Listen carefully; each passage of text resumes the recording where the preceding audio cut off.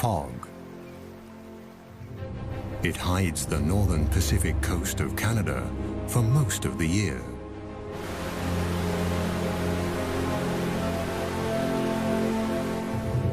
This is the Great Bear Rainforest, a forest full of mysteries and wild creatures.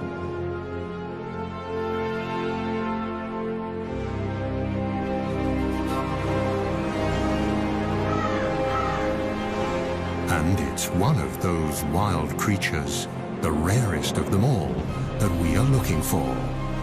Mochkmo, the spirit bear.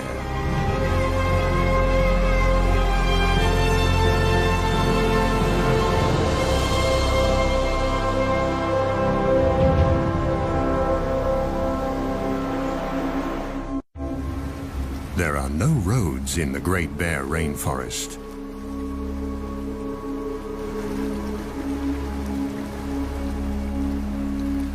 This labyrinth of islands is best accessible by boat. These people, scientists, have to approach this rugged coastline from the water to reach the unique temperate rainforest and discover the secrets it holds.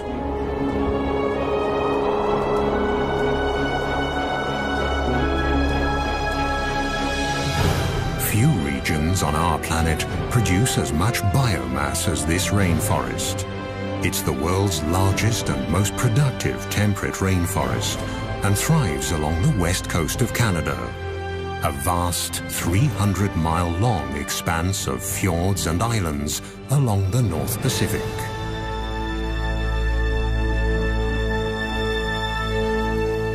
Since time immemorial, these islands and forests have been home to Tsimshian nations of the Gitga'at community.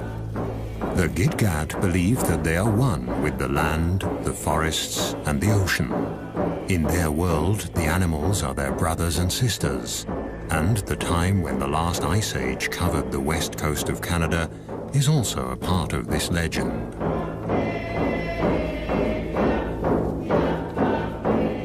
Raven, the creator, wanted to leave a memento of the ice age, and so he decided that every 10th bear should have white fur.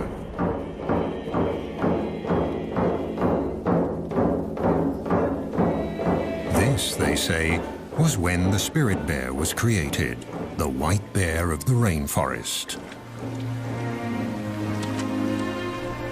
To this day, these bears live deep in the forests, on the islands and along the wild rivers of the northern British Columbia coast.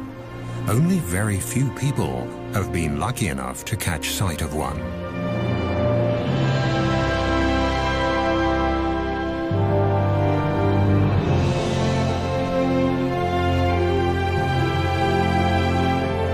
Like a gigantic wall of granite, the coast mountains block the clouds that roll in from the Pacific Ocean, causing them to rise up and drop their moisture.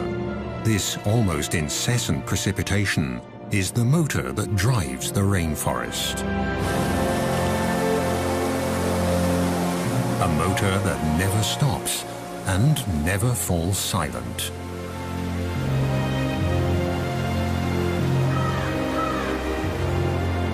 Everything in the rainforest, the rocks, the living and dead trees, are covered with a thick growth of mosses that have an important task. They hold the moisture in. In this way, they keep the forest humid and cool and stabilize living conditions for all animals. In the temperate rainforests of the north, biomass doesn't decay as quickly as in tropical rainforests. The destructive organisms here are slow and need a lot more time to do their work. Yet this rainforest is more productive than those in the tropics.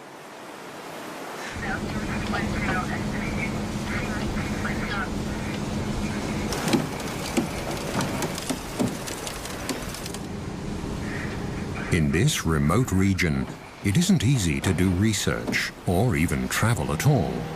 Very few smaller boats venture this far north along the wild, rainy coast.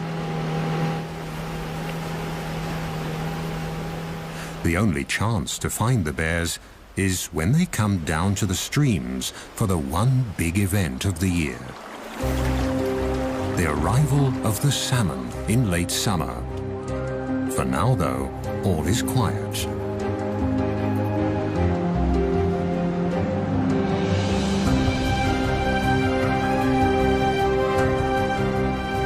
Is this the quiet before the storm?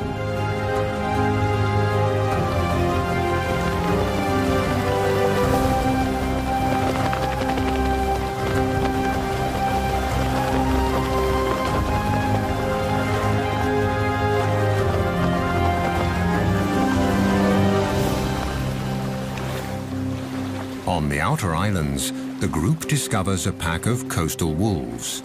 These rather small wolves are a genetically distinct subspecies of the grey wolves that live further inland. They've been isolated here on the islands since the last ice age, and one aspect of their behavior is unique. They're the only wolves that feed on fish. In fact, they live on fish and beached carcasses of marine mammals.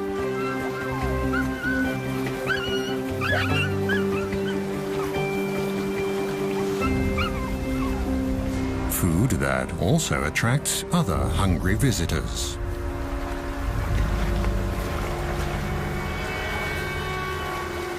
But the pups have nothing to fear from the black bear. During the spring and summer months, the bears eat berries and grass, and they move slowly to save energy because there are not enough nutrients in the grass to help them gain weight. The river otters living on these islands have also adapted to the salt water. The bear is no threat to them either. They're quick and clever.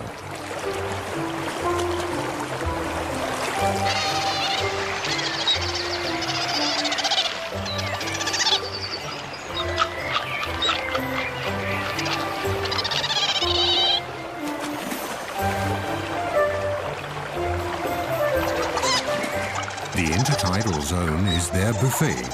Mussels, small crabs and fish are their favorites, and they're always inquisitive explorers.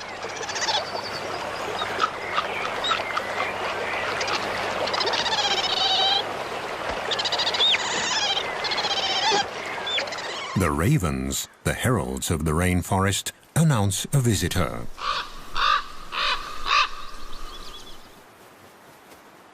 Marvin Robinson is a Tsimshian guide and a member of the Gitga'at First Nation. He's also looking for the salmon and the bears, the secret spirit bears. This forest means a lot for me. Like about 18 years ago, this is the very spot that I've seen my first spirit bear. So prior to that, it was all hush-hush about this bear, the sacred bear really to us. And we weren't even allowed to talk about it anytime. We were told to keep quiet if we seen one, don't tell nobody. It was a special treat to whoever got to see one. You know, there was very few that got to see one of these rare bears. And ever since I started, we've found some really special places that we keep to ourselves.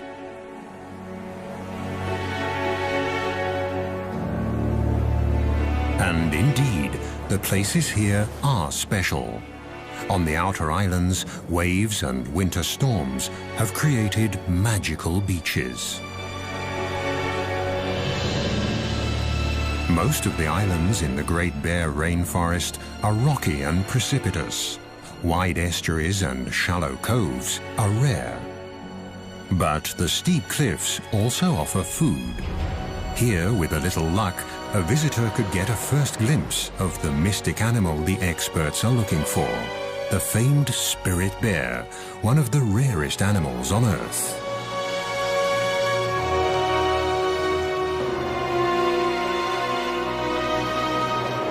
The bear's prey is glued to the rocks in the intertidal zone. Barnacles grow in the cold waters of the North Pacific, and at high tide, when they're covered with water, they look almost like animals from another world.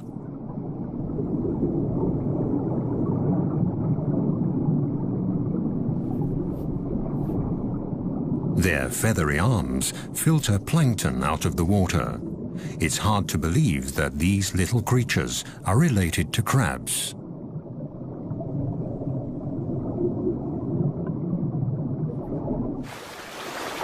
This bear's barnacle hunting shows again how important the ocean is for the nourishment of the forest dwellers.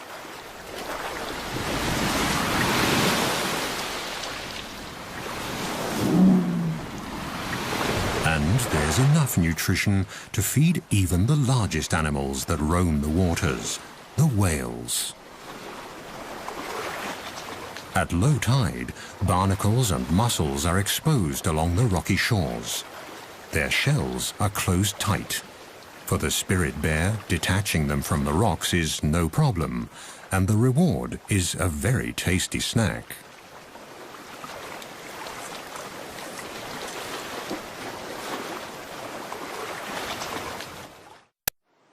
Some of the oldest and largest trees in Canada grow here. The giant Sitka spruce, the ancient yellow and red cedars, and the hemlock, trees that need the cool, the fog, and the rain.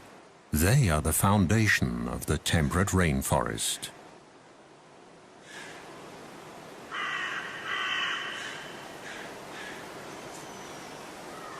In August, the sweet fragrance of ripening berries wafts through the forest. Bright red huckleberries, elderberries, salal and blueberries, and many others grow in abundance.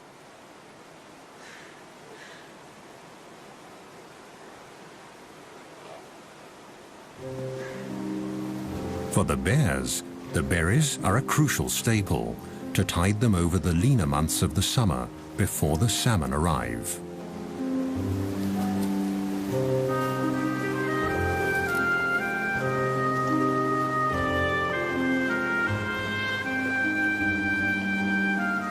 The spirit or Kermode bears are not albinos, but white black bears, a mutation that probably dates back to the last ice age.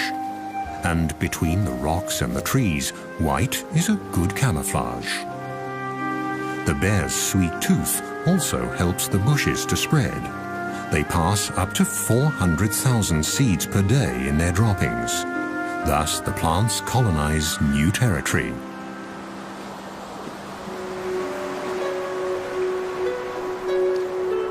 In the temperate rainforest, fog can cover the land in a grey veil within minutes. And it can plunge a sunny landscape into deep gloom. Along the mainland coast, the islands of the Great Bear Rainforest lie close together. At high tide, millions of gallons of nutrient-rich salt water rush inland through the narrow channels to flow back out at low tide, thus linking the ocean and the land. The currents sweep along everything in their path, creating a rich broth full of life.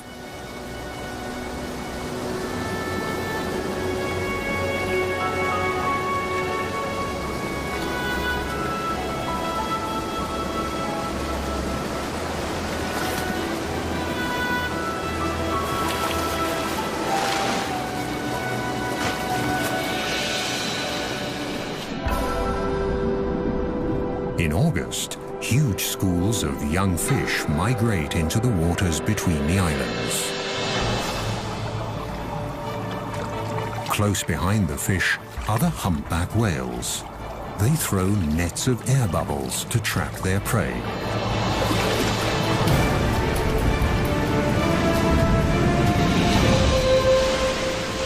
Success.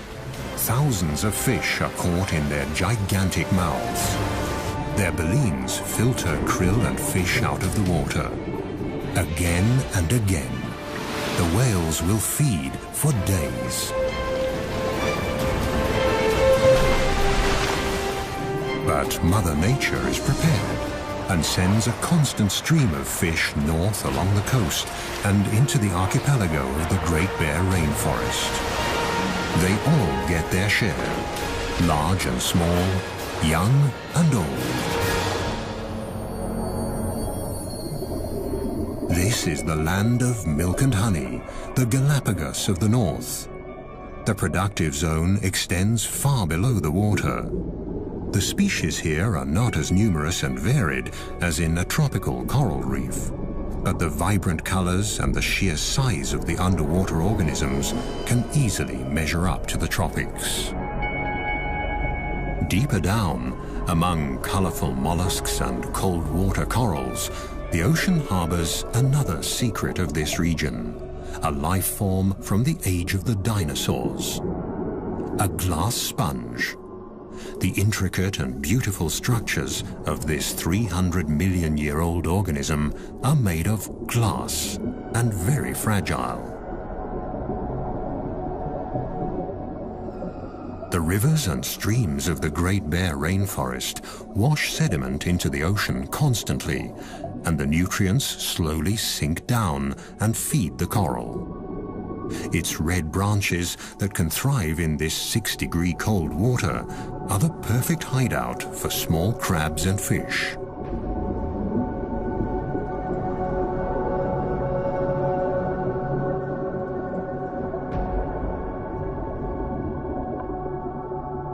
The silica from the rocks provides the building material for the sponges. With a little help in the form of sand and water, they can make glass. There are even whole glass reefs on the continental shelf, about 600 to 1,000 feet below the surface.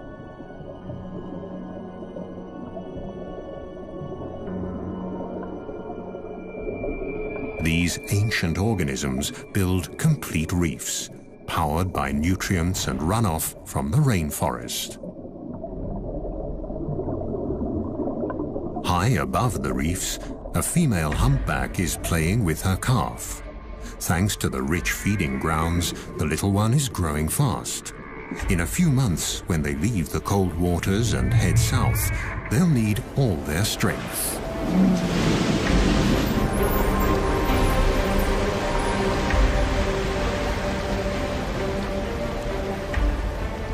The mother breaches, a behavior that can be seen quite often here.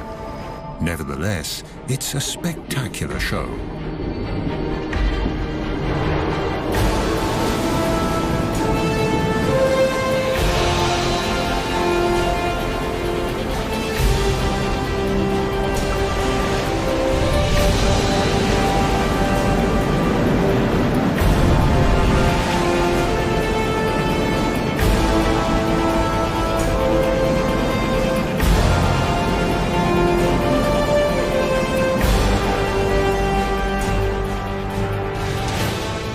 It's the beginning of September, and the fish run that all the animals here are anxiously waiting for is approaching.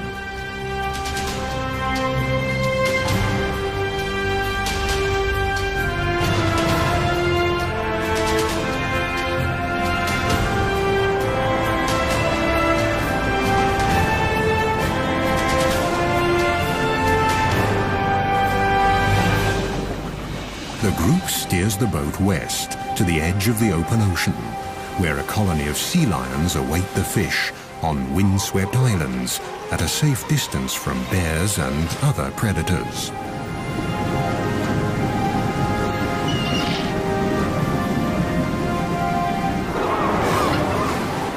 The Steller sea lions are the largest of the eared seals.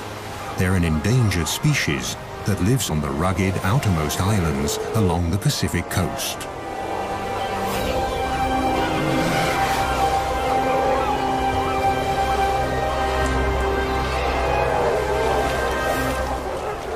The strong, territorial males can grow to a length of more than 10 feet and weigh up to 2,500 pounds.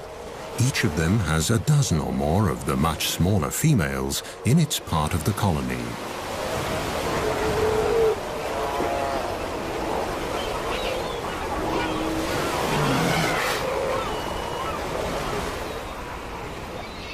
Since the 1970s, their numbers have plummeted, and scientists have yet to find out why.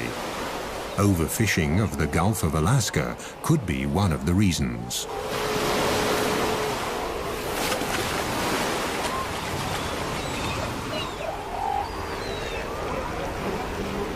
weather turns. The first heavy rain of approaching autumn triggers the epic fish run. After 2 years in the ocean, the salmon are now returning to their birth streams.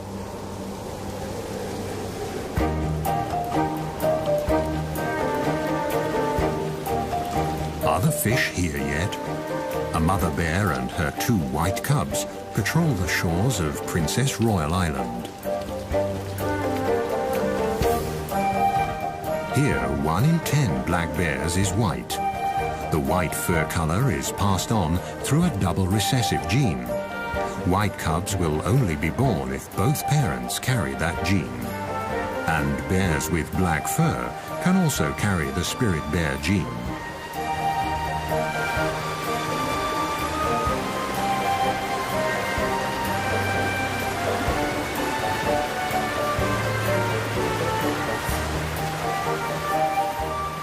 Eagles and river otters are the first to discover the approaching salmon run, which they are awaiting impatiently at the mouth of the river.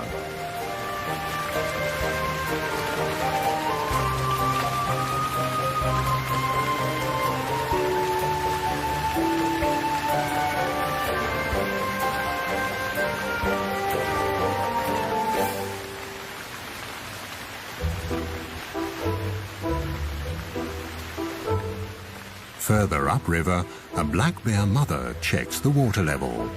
It's still too low for the salmon to come. This little bear will see the salmon run for the first time in his life.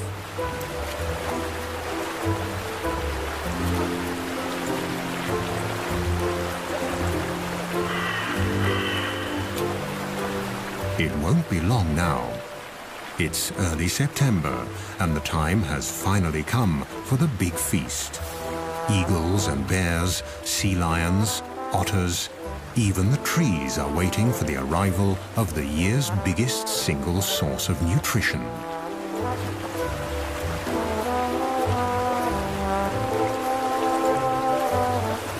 And the big feast will also complete the yearly cycle. Shortly afterwards, the bears will start looking for winter dens.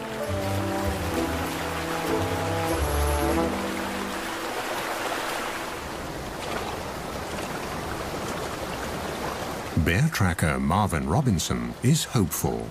The rivers are rising. He's checking for clues on the islands as well as on the mainland.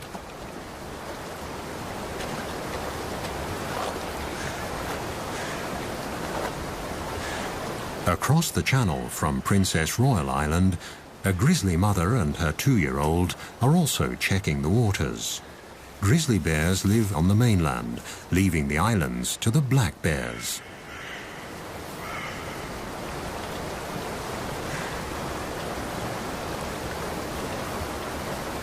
Grizzlies usually live higher up in the mountains, but for the salmon, even they descend to the estuaries along the coast. Marvin is concerned. The rains came late. He hopes the salmon run won't be affected.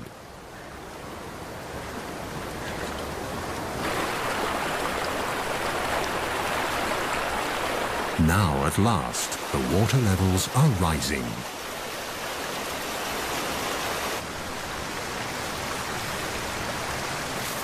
The grizzlies use the waiting time to stock up on sugar, trying to pull the last crab apples off the trees along the riverbanks.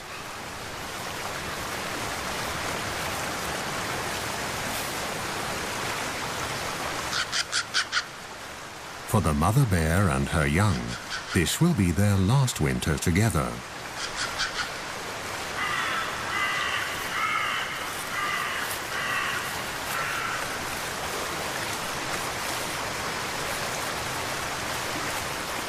If she can fatten up enough for the winter, she'll have a new cub next spring. But if the salmon run isn't good enough, she'll reabsorb the already incubated egg in her womb during hibernation. Still no salmon, but now the autumn rains have really picked up. this region gets an incredible 4,500 millimeters of precipitation per year. That's 4 times the rainfall of a wet city like Vancouver, further south along the coast. This is a true rainforest. Autumn has arrived, and the first geese are migrating.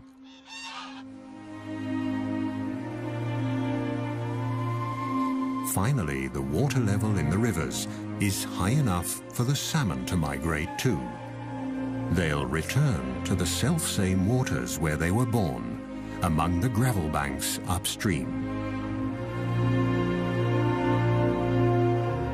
At 12-hour intervals, at high tide, new waves of hundreds of thousands of fish will rise in the river deltas on the coast and make their way up the streams.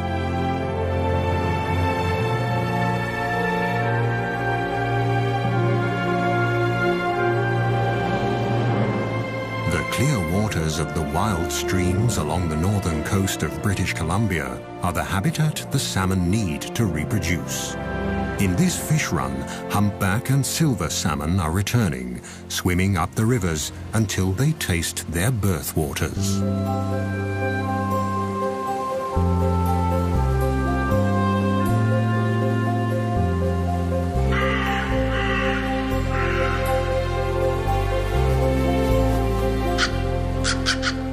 They're here. The ravens, the heralds of the forests, spread the news. It takes stamina and blind determination for the fish to get to where they have to go. It's now or never. This is their only chance to reproduce. But the predators are already lining up. From the seagulls to the otters, they all want their share. For the animals of the Great Bear Rainforest, the waiting is finally over. Now it's time for fish and caviar.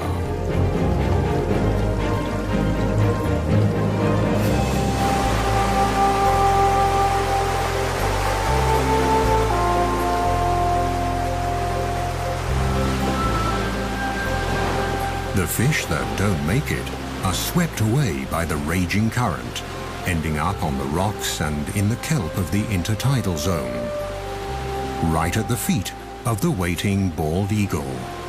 Its sharp beak is perfect for tearing up fish.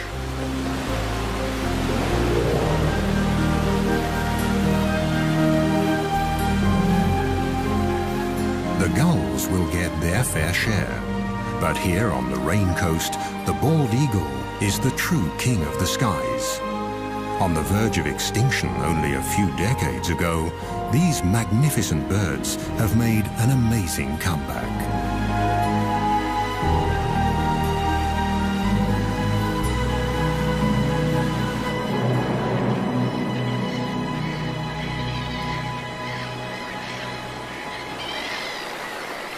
On a bank in the stream, the raven patiently waits for the black bear to finish his breakfast. Without the bear, he wouldn't be able to get to the food. The skin of the fish is simply too thick.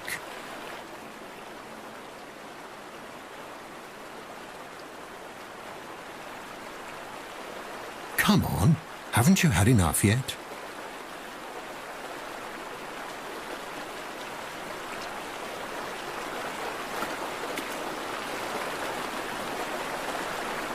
One salmon that never fulfilled his reproductive destiny. He died on the home straight.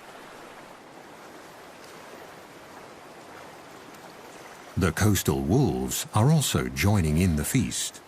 The estuaries are now full of fish.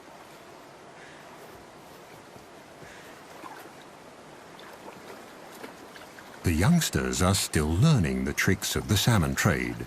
They follow their mother, and she tries to teach them. But for them, catching fish is still a game.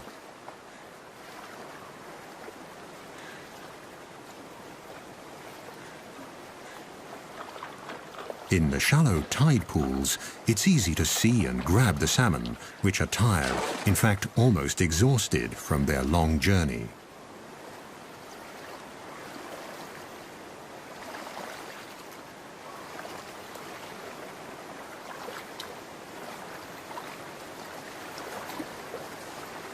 The death of this fish seems futile. There are so many of them, easy prey for the hunters. But it's not the individual fate that counts here. With their sheer numbers, the salmon feed the whole ecosystem.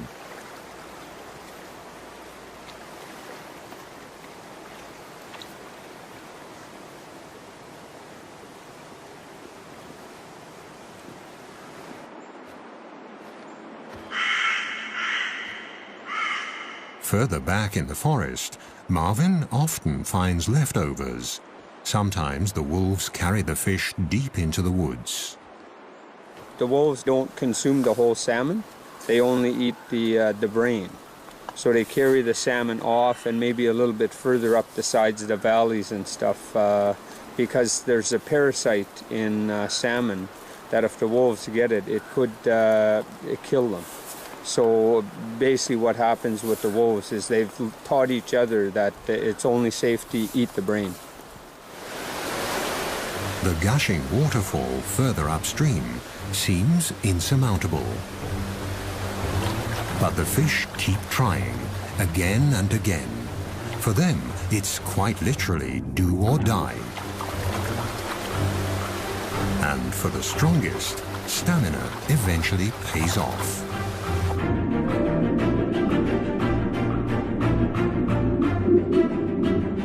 This salmon was born here 3 years ago. Now it has returned to its birthplace to spawn, in perfect sync with all the others of its generation.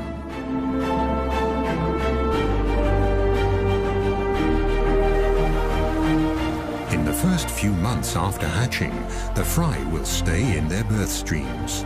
Then, during the following summer, they'll drift downriver towards the sea, where they'll feed and mature. They'll stay in the Pacific Ocean for 2 years. Then they'll return to the Great Bear Rainforest to spawn and die.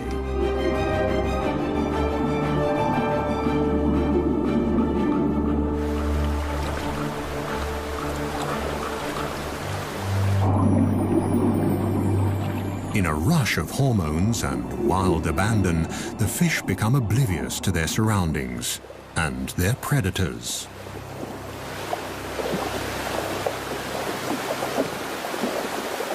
But even now, on their deathbeds, the males fight each other, hooking their deformed jaws together, expending their last ounce of energy for a better position to pass on their genes. The unique cycle of life in the temperate rainforest will be completed once again, as it has been every year since time immemorial. The gulls and all the other animals of the coast are the lucky beneficiaries.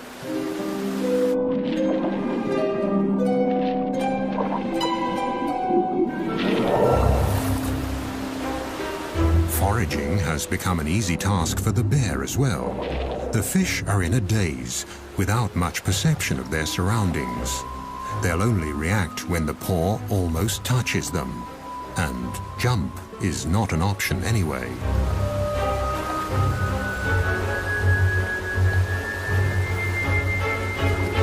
The fish look battered. The journey has taken its toll. Now the bears can afford to pick and choose. This spirit bear even leaves a half-dead male salmon, discolored by fungi that have developed on its return to fresh water. The females that are still carrying their eggs taste much better.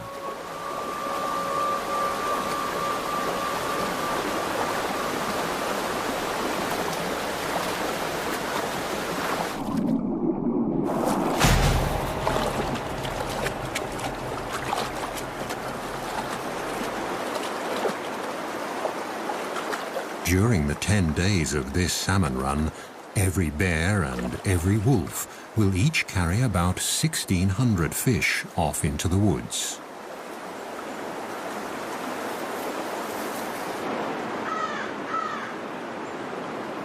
But it still isn't easy to find the spirit bears. Even for experienced trackers like Marvin, who take researchers and visitors to these streams, it's a special treat to watch the white bears during the salmon run. So far, they've only seen black bears and squirrels.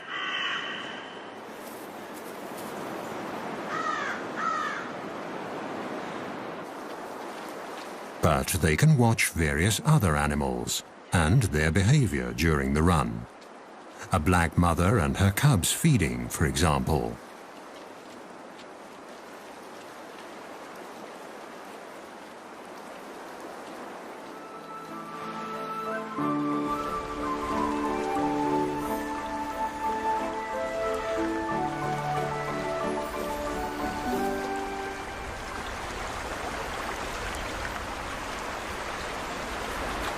Let's see how to get to the fish. In the crystal clear water, they're easy to see, and they seem tired enough, so they should be easy prey.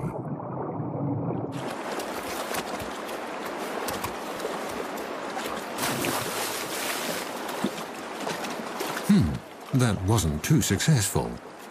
The cub might need to practice a bit to become an expert in salmon hunting. Marvin, the tracker, has been walking the creeks for days now.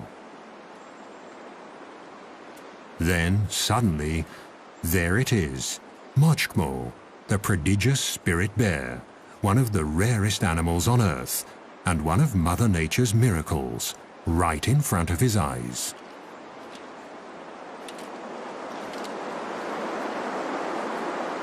According to a scientific study, their white fur could give the Kermode bears a slight advantage in catching fish.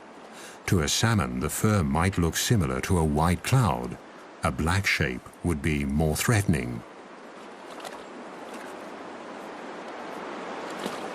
Marvin prefers to believe the legends, that the fur is a memento of the Ice Age. And the cloud hypothesis isn't proven anyway. In lean years, the white fur might make a difference. But at the peak of a good salmon run, no bear, whatever its color, has any difficulty catching fish. The bears almost work themselves into a feeding frenzy. During the rest of the year, the white and black bears rarely mingle. But now they all converge at the prime spots on the streams.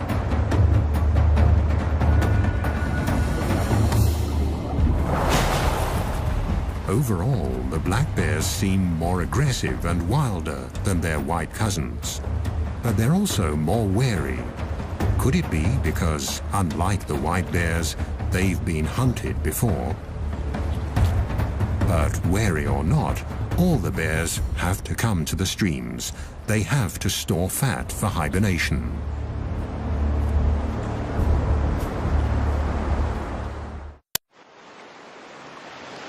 There has been enough fish here for man and beast for thousands of years. For the Great Bear Rainforest, it's a matter of survival.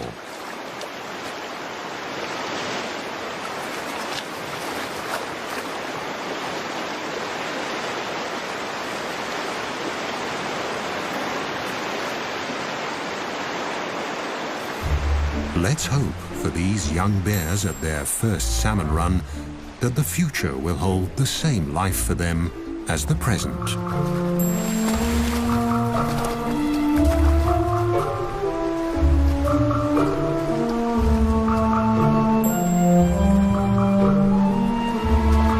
According to native law, the black bears discriminate against their white siblings. When they meet, it's usually the white bear that backs off, even if it's larger.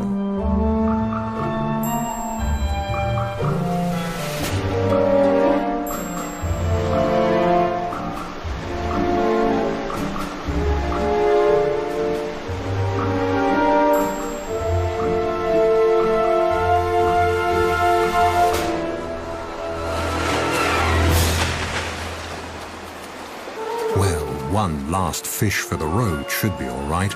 There are so many of them. But the envious competitor is watching, and so the spirit bear withdraws.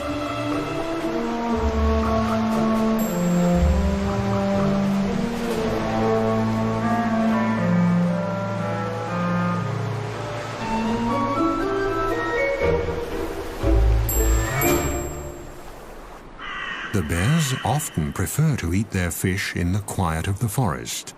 They use day beds in hollow tree trunks or small caves under roots where they rest and digest. Maggots, bugs, and many microorganisms help the process of decay and decomposition.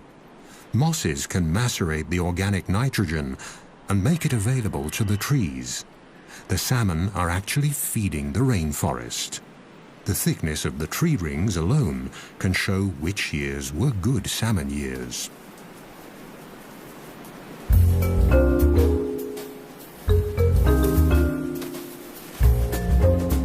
Just a few weeks later, autumn sets in.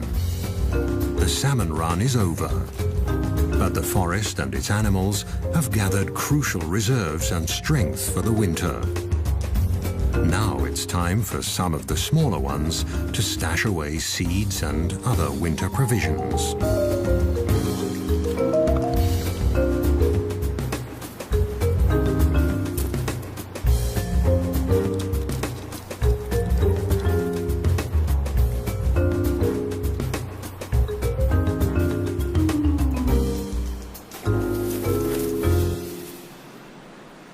Now that the stomachs are full, silence returns to the Great Bear Rainforest. Herons and ravens take care of the leftovers of the feast. The remainder decays in or along the streams and is scavenged by the ever-present ravens. Whatever's left is swept into the ocean and becomes fertilizer, feeding the krill there. Nature almost seems wasteful, but this brief overabundance has a deeper purpose. The carcasses pass nutrients on into the water. This is their last gift to a new generation of salmon. Thus, the end of one fish run lays the foundation for the next. The parents make the ultimate sacrifice for the sake of their offspring. This cycle, already many thousands of years old, is the motor that drives the entire ecosystem of the temperate rainforest along Canada's northern Pacific coast. But it's not just the motor that makes a system function. Only if all the individual parts are in place and in the right place will the rare and special life forms along this coast survive. This is the insight the experts have come to on their way back from the expedition.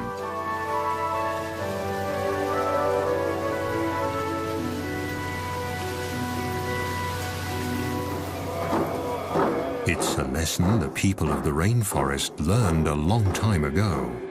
Their songs and icons tell of all the creatures of the forest and the ocean. But the spirit bear is the one special animal, the iconic species, that symbolizes the spirit of the rainforest.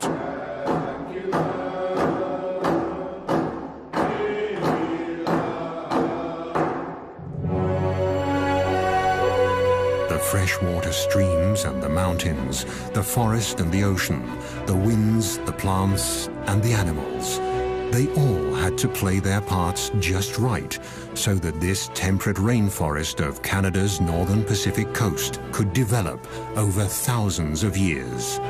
It's a system that needs to stay intact, because only then will Mochgmo, the spirit bear, have a home for the future.